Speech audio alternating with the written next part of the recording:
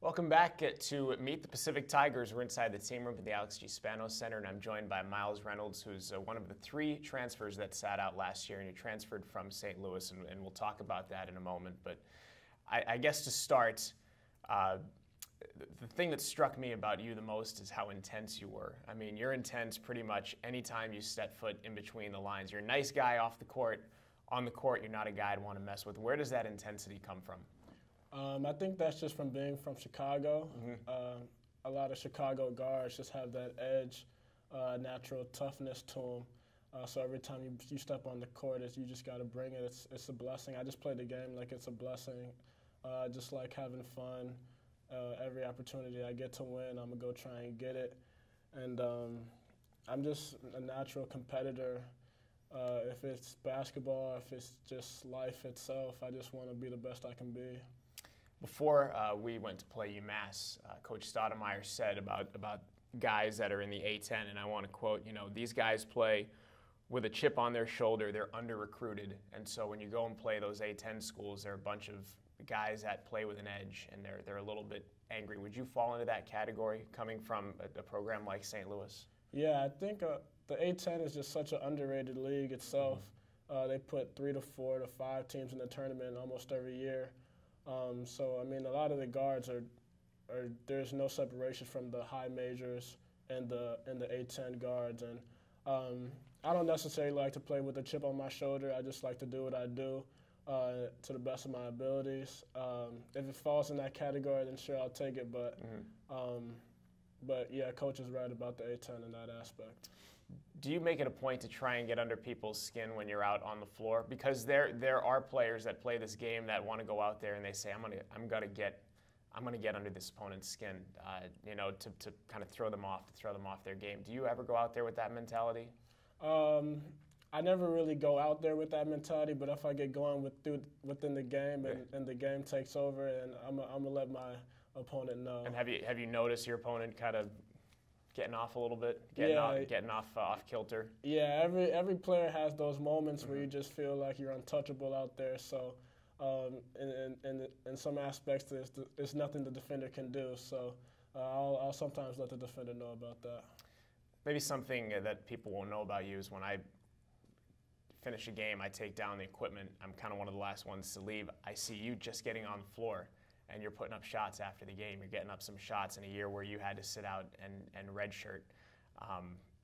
Tell us a little bit about that and your mentality with your work ethic this season, even though you couldn't play in games. Yeah, I mean, it was tough not being able to play in games, but it was just such a valuable year for me in terms of my life as becoming a man and also developing as a basketball player. After those games, I like to get a workout in because during those games, I just saw stuff that I could work on or stuff that I could help the team out for next year.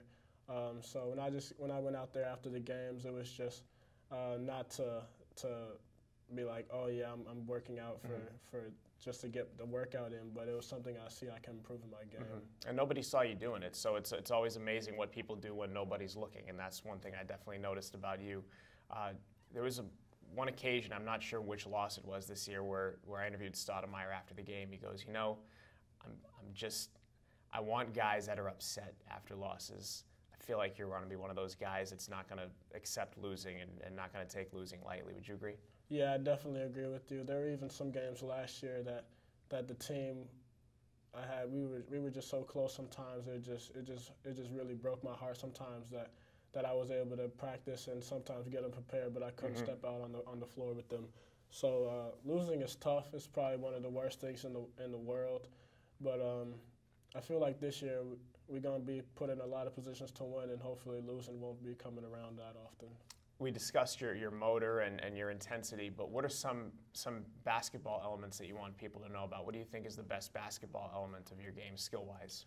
This past year, I think I really improved on being able to score the ball at all three levels.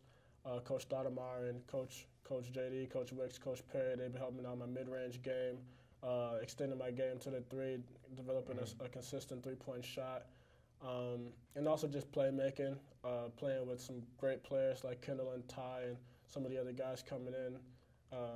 I'm not always going to have to score the ball. I can just make plays for others and just sometimes just focus on defense. So, I mean, whatever the team needs me to do next year, I'm going to do it to the best of my abilities and just try to win. What position are you most comfortable at, if there's one in mind? I mean, any combo position, 1-2, with Kendall at the 1, I'm more than comfortable playing the 2 because he's a great distributor and he's going to find me. So, I mean, I'm real comfortable playing the 2. You've played in the A10, which is a tough league. You've seen the A10. What are your thoughts on the WCC? And I feel like, and I think I talked about this with Kendall, I feel like you're a guy that's not going to be intimidated by the WCC. Yeah, it's different. Coming from the A10, it's a lot of grit and grind. Like, it's a lot of toughness. But out here, it's just a lot of skilled players. Like, teams are definitely tough, but I think the players out here out west are more skilled. So we're going to have to really focus on details out here because on any given night, any player can really get you. So, I mean, they're both great conferences, so I'm looking forward to the WCC. Before we let you go, what's it like playing for Stoudemire? It's tough. It's definitely tough, but it's worth it. I mean, when Coach Stoudemire took the job, it was really no doubt in my mind that I was going to come here just on the relationship we've had prior to this year. So. But I mean, I enjoy it. He loves his players, and he's also hard on you at the same time. So he's always going to get the best out of you at the end of the day. Miles, thanks for stopping by, man. We'll catch you down the road. Yes, sir. That's Miles Reynolds on getting to know your Pacific Tigers. We'll see you next time on the Pacific Digital Network.